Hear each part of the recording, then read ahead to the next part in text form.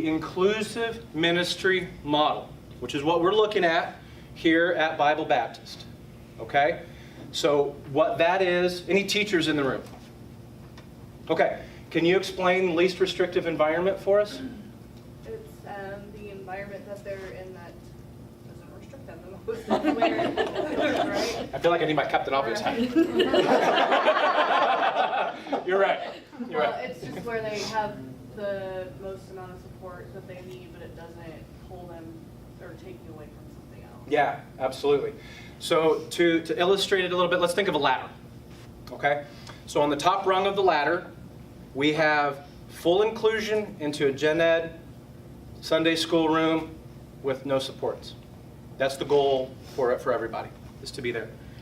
Now, if that's not a good learning environment for them, what we'll do is go to the next rung, and then, which would be called the next least restrictive environment, which would be in that room with their typical peers with a buddy.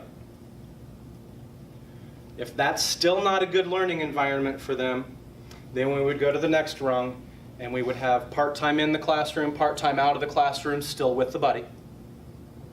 If that's still not a good learning environment, then we go to what would be called a self-contained classroom, where the kids that need that would be in a room with the teacher, and there would be no typical peers there. That's obviously the last that we want, because we want the blessing, remember? We're all here together. We're all learning from each other. We're all using our gifts to edify one another. So we want that as much as we can. Okay? So in the least restrictive environment model, that's what we use here, because it works really well in the school system. I found it works really well here in churches too, because it models after what they're used to, and then we also will be able to get more bang for the buck, so to speak, and being able to get them to Jesus in a way that's meaningful to them. Okay? And another concept that we're going to be implementing is the concept of a bullpen. Anybody baseball fans? Yes, go Cubs. So in baseball, for those of you who don't know, the guy that's pitching, there are other pitchers on the team. And they're not at home on the couch eating Cheetos during the game. They're in the bullpen. So when the guy who's pitching is having trouble, pitching coach calls out and says, "Hey, Sanchez, warm up." And so Sanchez gets up and he starts warming up, right? And so then he's warming up, and then now the guy who's pitching, time for him to come out. Guy comes in, boom, he's there. Now, little modification, because we're not necessarily going to be subbing in the bullpen, but what it is the bullpen is a concept of volunteers who are extra and waiting. And why would we want volunteers who are extra and waiting? If you've got a family that comes, first-time guest, you've never seen them before. They walk in, they're doing their own thing, and then, oh, hey, by the way, my kid's got autism. Okay, awesome. Hey, come here. So you go to the bullpen, you pull somebody out. We're going to have him be with him today. So he's the buddy. So this guy in the bullpen is trained, understands what's going on, is ready to go. He's got a steep learning curve because he just met the kid 5 seconds ago. But it's going to be better than having this kid by himself, right? And then also, if situations happen where we need some extra help, something's going down, and we really need some extra help. So that extra help, bullpen people are going to come and help. Okay? And what bullpen people do when they're not being tapped, they're extra helpers in the room. So if you've got your class, you've got your teacher, you got your bullpen person who's just in, helping make copies, helping pass out snacks. They're still engaged in the ministry. They're still doing the ministry, but they know that if something comes up, I got to leave you. We're over here.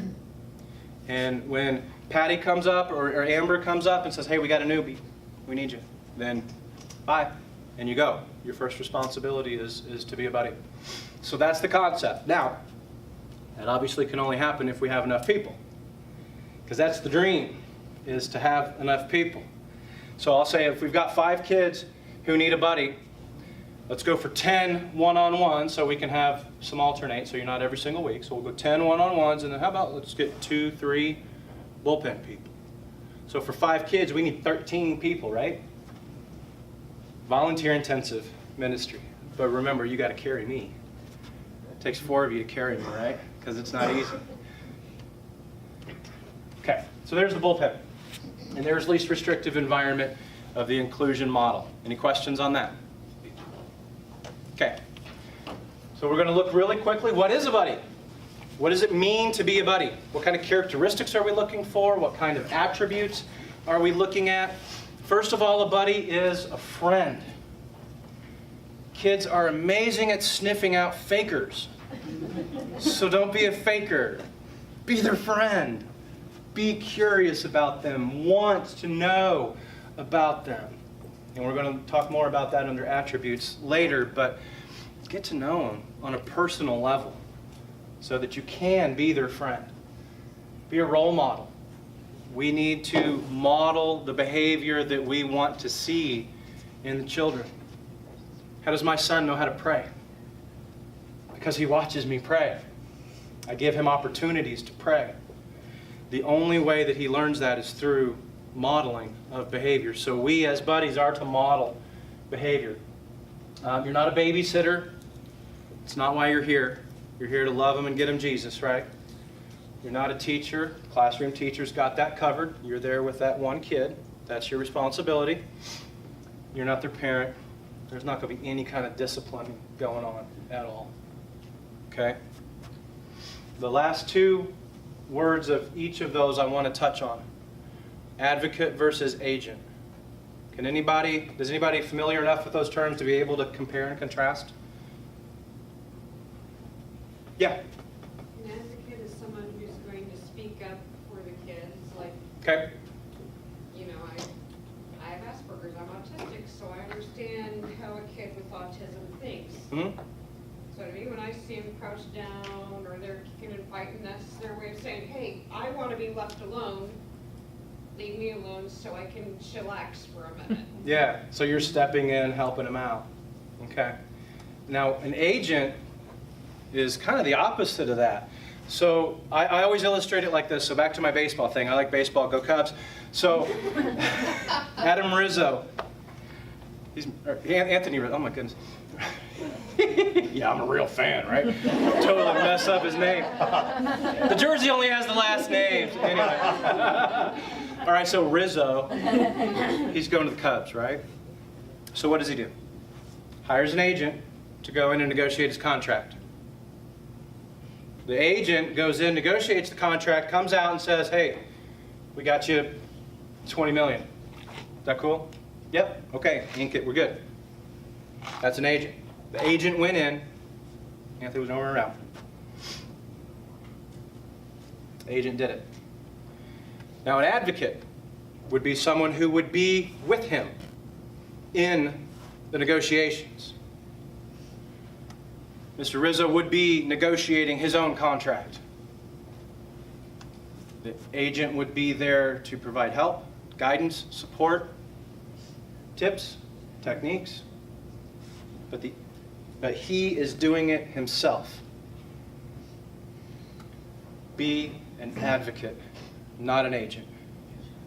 Because if the parent of a child with a disability gets a craft at the end of the day, and it's all perfectly colored and neatly cut out and glued together all within the lines, that's immediately going in the trash because they know that the kid didn't do that. It's junk. Let the kid do it. Let it be the most jagged looking cut line in the world. Doesn't matter. With Abby, there was one time that we had a respite event and I got to be her buddy for the day. And we were doing finger painting. And all the kids were doing their thing, and you know finger painting, it's kind of all over the place anyway. But I took a piece of paper and I squirted a couple different colors of paint on it. And I put Abby's hand on the paper. And then I let go. And then she kind of made a couple motions like this and moved it around. And so it was a soupy looking mess. But when we gave it to her mom cried. She said, I've never had anything that I could hang on the fridge from Abby before. That was Abby's art. That was 100% her. And oh, what a blessing it was to the mom to be able to put that on her refrigerator. And what a blessing it was to me to be able to guide and just let her do it. So be an advocate, not an agent. Don't do it for them. Lead them to Jesus. Let them do the rest. Let the Holy Spirit work and do the rest. Okay? Attributes. Of course, you've got to be accepting and respectful. You have to be a servant. I always think, when I talk about servant, I always think of Christ washing the feet of the disciples. I mean, this is God who hung up his crown to come down and wash some dirty, smelly feet. He didn't have to do that. He did it because he loves us. And he was modeling behavior for us. So when he tells us to pick up our cross and follow him, that also means pick up the towel and wash some feet. So those of us who are in this ministry, we're foot washers. You're not going to love every second of it, but you're being obedient to your King. So we wash some feet. Be a learner. Talked about this a little bit earlier. Working with people with disabilities is educated guess and check. It really is. You will, by the end of the day today, you will have a base of knowledge that you will get certain things. And you use some of those tools to try to help. If this tool works, awesome, do it. It may not work tomorrow, know that. But if it doesn't work, stop it, try something else. If it doesn't work, stop it, try something else. Just keep going. Learn your kid. Your parents are going to be the best resources for the kids, so have a relationship with them. Know, okay, what are your triggers? What are your soothers? What are these kinds of things? Learn your kids so that if you know that if they really don't like loud noises, don't put them in an environment with loud noises. Or give them headphones or something to help mediate with that. Learn your kid. Learn what is important and what are the triggers and what are the soothers to that so that you know. And then for characteristics, yes, dependability. A lot of our kids are going to be really dependent on schedule and predictability. And if they're expecting you to be there and you're not there, we could have a big problem. Now, I'm not saying you can never get sick or there's never a flat tire, anything like that. That's not what I'm saying. But what I'm saying is if you know now that you're not going to be here in a month, let Patty know now so that we can start prepping your buddy so that we know. Now, if, of course, you know, you wake up and you've got 105 temperature, stay home. Well, first, if you're 105, go to the hospital. but stay home. Call Patty as soon as you can. And then if it's 8 o'clock in the morning, she's going to call Mom and say, hey, Sally is sick. She can't come. So start prepping Johnny that Amber's going to be with him today. You know, so that can happen as soon as possible. Okay? Flexibility is important too, because a lot of times for the friends that I'm talking about with disabilities that love the sameness in schedule and expectation, sometimes if they get in their mind that they want a certain thing to happen and it's not happening, there's a problem. I knew of a family that was 45 minutes late to church because they couldn't find the purple socks that the kid wanted to wear. I'm serious. Purple socks.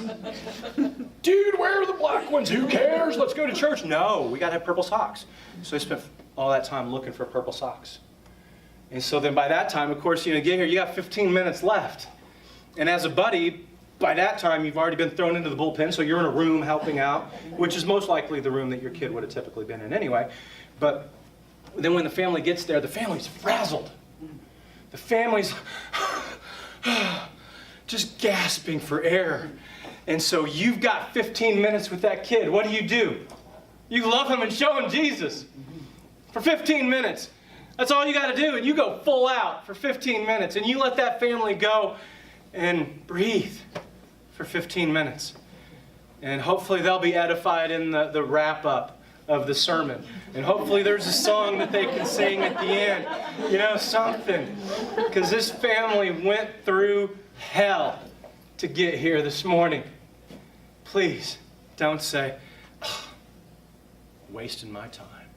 No, you've got 15 minutes. That's an eternity. You show one act of love and kindness, and that can impact them for the rest of their life. And you've got 15 minutes. You do it. You do it. Okay. Last thing is discretion. We have to be discreet. If parents want their kids to know, or want the church or the society at large or whomever to know that their child has a disability, it is 100% on them to share that. If they don't want the church or society at large to know, it's 100% their decision. Now, if it's someone who's going to be a part of our ministry, there's going to be an intake form, an information sheet, and if we have a diagnosis, the buddy is going to know that diagnosis, but it's not the buddy's job to share the diagnosis. So let's say, for example, I work Sunday morning with a kid who has autism, because that's a hidden one. Obviously, Down syndrome, you can tell. But let's just say autism. So I'm working with this kid who has autism, and I'm telling you a story. Hey, I get to work with this kid on Sunday morning. He's really awesome. We get to do all kinds of cool things. He has autism, and so I kind of work, and then so I explain what that means and some of the different things that I do because of his autism. And then, so we're having that story, and you guys are overhearing this story. And so the next Sunday, you see me with a kid. What do you think? That kid is the one. Maybe he's the one with autism. Maybe, maybe not. It doesn't matter. No. I should have never said that. Now I can say to you, hey, I work with this kid on Sunday morning. It's really awesome. We do this and this and this and this and this. And nowhere in there does it matter. I should never say that he has autism or that he has ADHD or that he has, OCD or whatever it is. It doesn't matter. Because he's a boy, right? He's an image bearer. He needs Jesus. So I get the honor and pleasure of working with him and playing with him and leading him to the foot of the cross. Nowhere in there should I ever say that he has a disability. Because you never know if the parents don't want that information out. And who are we to share that? We're not. Our jobs are to love them and show them Jesus, not to spread diagnosis. Okay?